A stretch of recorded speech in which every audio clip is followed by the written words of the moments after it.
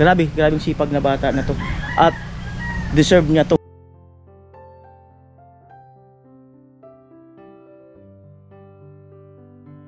Bali, ano yung talagang pinakang course mo? Anong klaseng engineering yun? Gusto kang tulungan ni Kuya Luis hanggang sa makagraduate ka. Hindi mo kailangan huminto sa pag-aaral. Hiniling ko po ng Pasko na answer na naman. Huwag kang hihinto, ako na nagsabi sa'yo.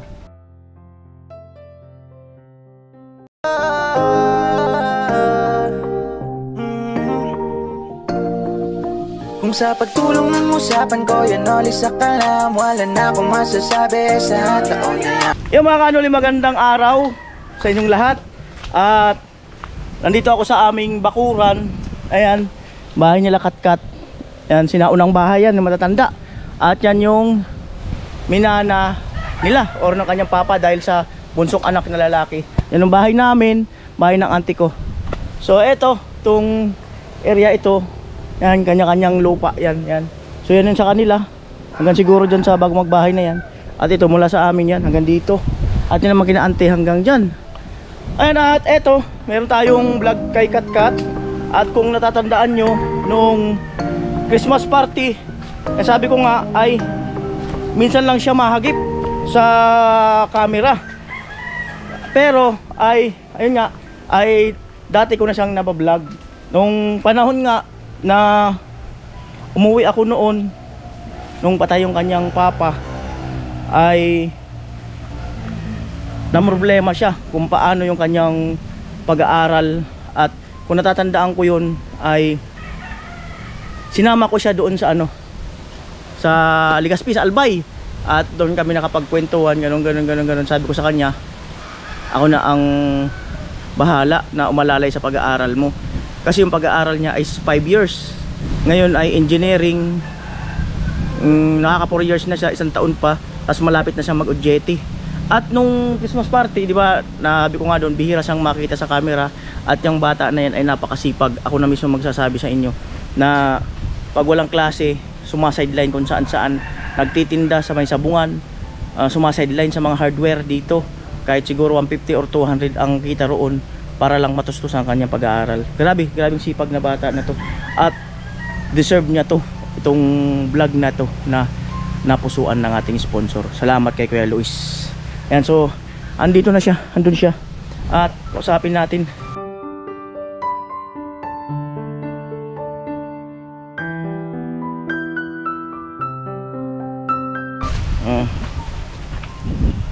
Right. Ayan. So eto, pagka yung baha dito sa amin, minsan umaabot dito, minsan umaapaw dyan, umaabot sa amin, pero di naman pumapasok sa loob ng bahay. Dati napakaraming kawayan dito hanggang dyan. Kaya lang nung ginawa nga ito, eto, sinabi data ng traktor na pati kawayan mga tatanggalin. So wala na kaming mga nagagamit na kawayan. So dati napakaraming kawayan dito, ngayon halos wala na. So ito si Katkat. Kat, hello. Hello, Kuya Noli. Balita. Mabuti naman. Kailan ang ano nyo? Pasukan ulit? January 20. January 20. Simbrik nyo? Kakasimbrik lang. Kakasimbrik lang. So anong year ka na talaga? 4th year po. Kailan matatapos ang 4th year mo? Hanggang May po. Tapos after nun, mag-OJT po ako. Saan ka mag-OJT? Bala ko po sana Manila. Tapos sabi po nung mga nauna, mas maganda daw pong mag-OJT sa Manila. Kasi pag in case na hindi ka pa daw po nagbo-board exam, pwede kang pumasok dun sa pinag-OJT-an mo. Bali, ano yung talagang pinakang course mo? Anong klaseng engineering yun? About sa robotics po, nagpapagada ng mga device. Like robot, cellphone, sa analog devices. Like ano, yung sa internet connection, ganun po. Marami siyang sakop, ganun? Marami. Mga fiber. Mga fiber nga, ganun. So, tapos pagkatapos ng OJT mo, ilang buwan yung OJT? 2 to 3 months. 2 to 3 months. Pagkatapos ng OJT ng 3 months, balik ka sa school. Mag-i-enroll uli ng pang 5 years. 5 years. Capstone na lang. Ano ibig sabihin ng capstone? About sa defense. Defense. Ayan. So, kumusta ang ano? Ang pag-aaral? Mabuti naman. Minsan nape-pressure ako kasi minsan sa bahay, pinagsasabay yung pagtatrabaho. Pag walang pasok. Tapos pag-aaral. Minsan nakaka-pressure din kasi what if mag-failed ako, papanuin ko yun, mag-additional another 1 year. Pero buti naman hindi. Eh, kumusta ang mga grades mo? Goods na goods po Kuya Noli, pasado. Pasadong pasado.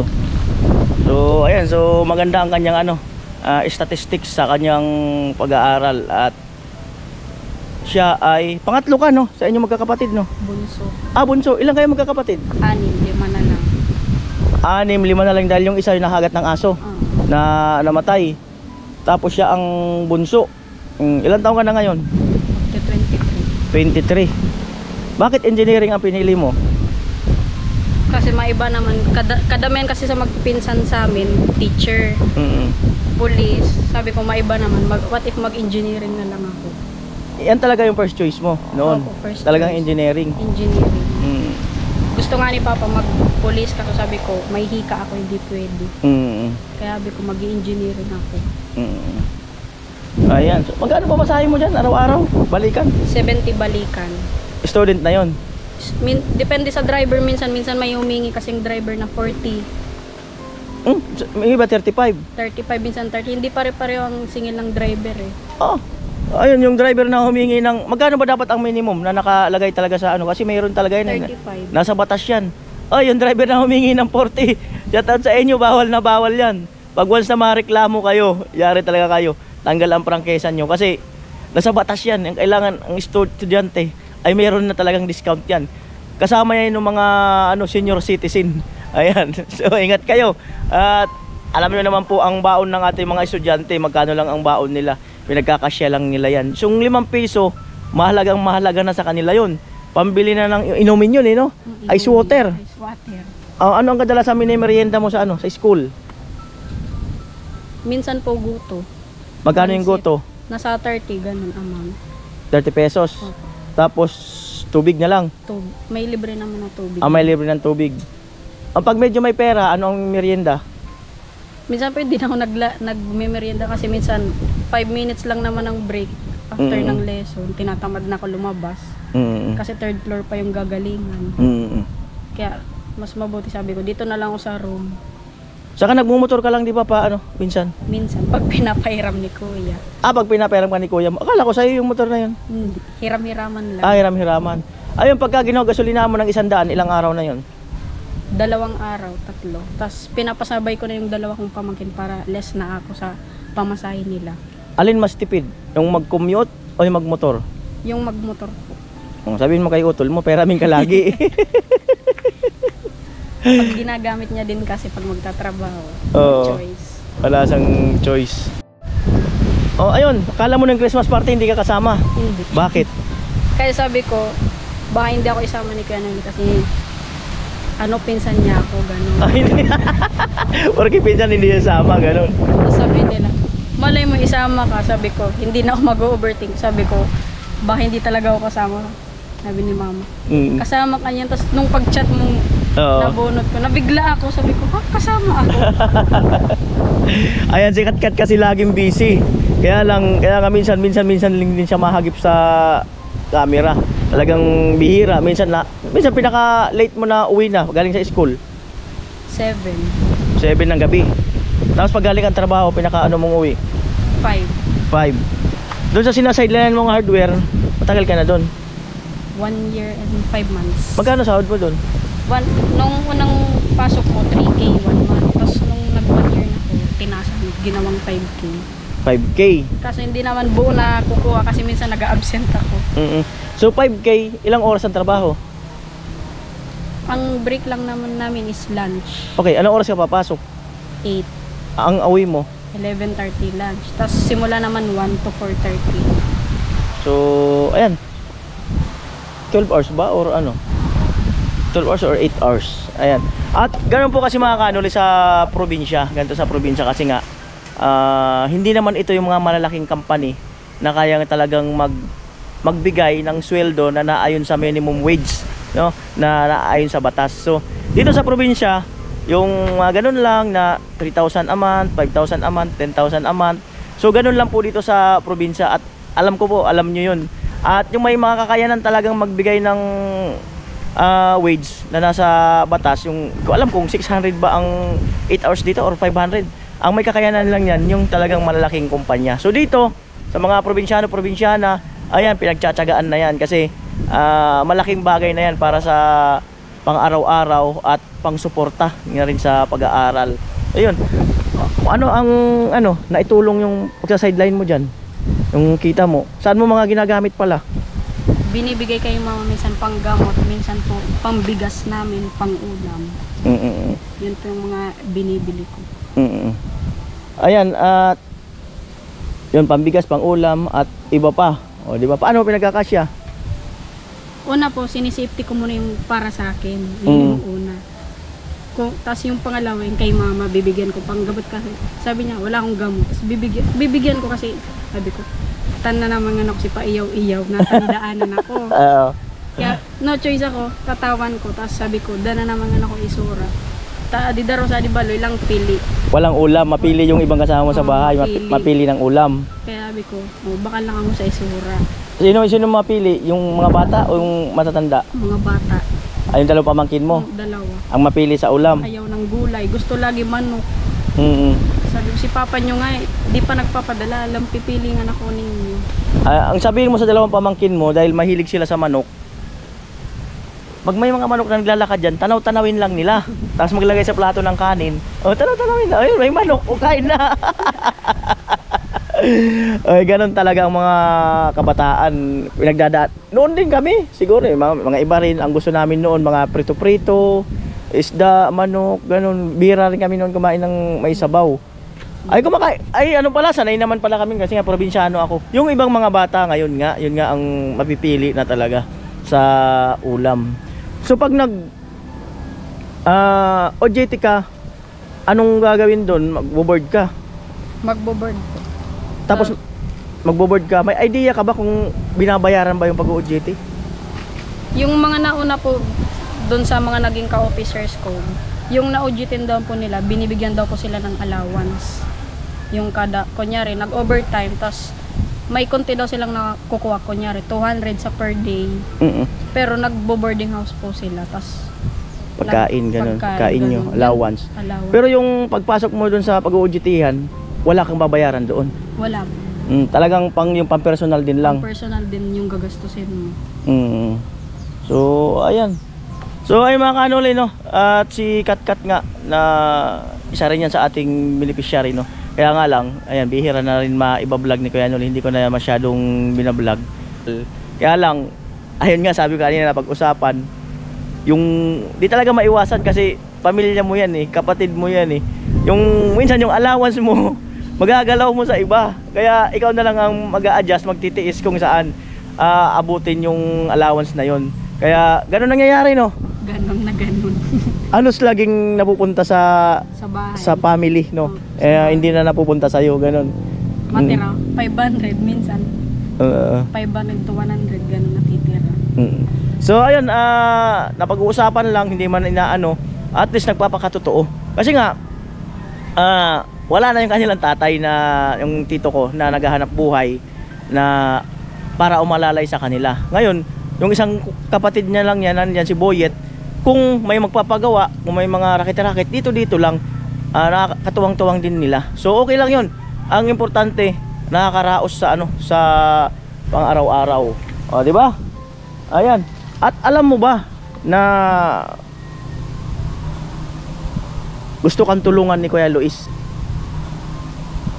Gusto kang tulungan ni Kuya Luis? Isa sa sponsor ni Kuya Noli. Gusto kanyang tulungan hanggang sa makagraduate ka ng 5 years, hanggang sa pag-OJT mo. Kasi sabi mo nga minsan, parang gusto mo nang huminto. So ito, answer prayer.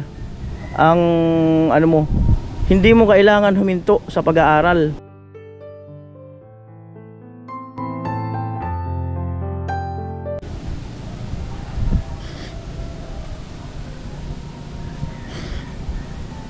Hiniling ka po ng Pasko na answer na naman.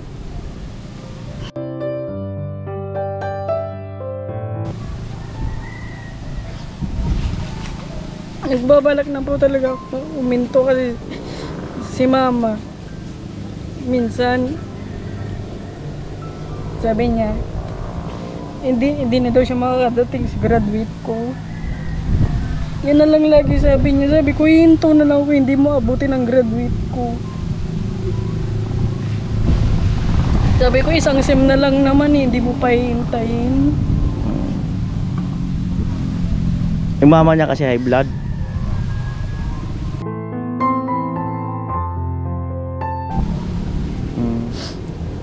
Salamat po sa gustong tumulong sa pag-aaral ko kay Kuya Luis. Ayan. Ano? Ako na nagsasabi sa'yo na huwag kang hihinto. Tapusin mo yung 5 years mo, pati yung pag-OJT mo. Natiis mo nga yung 1 year, 2 years, 3 years. Yung ganyan, ilang ano na lang yan. Sabi nga ng iba, ilang kembot na lang, hihinto ka pa. Huwag kang hihinto, ako na nagsabi sa'yo.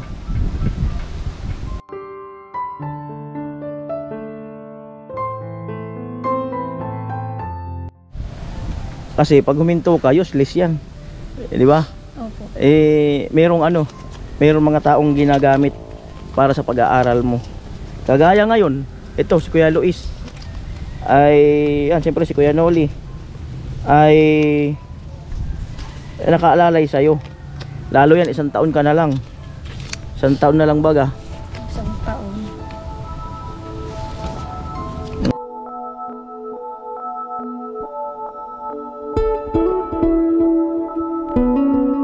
Sinabi ko, hindi mo kailangan huminto habang naandyan yung mga taong tumutulong sa'yo.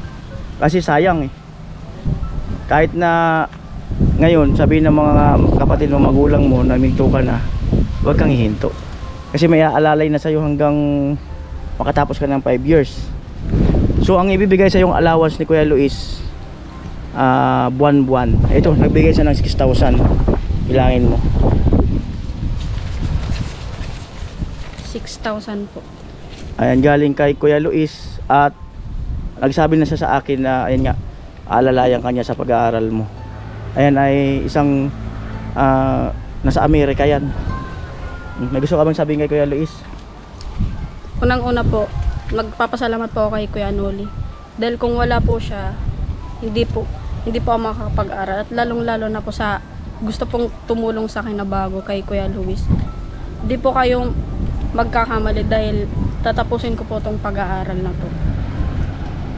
At maraming salamat po sa tiwala. Hindi po kayo nagkakamali.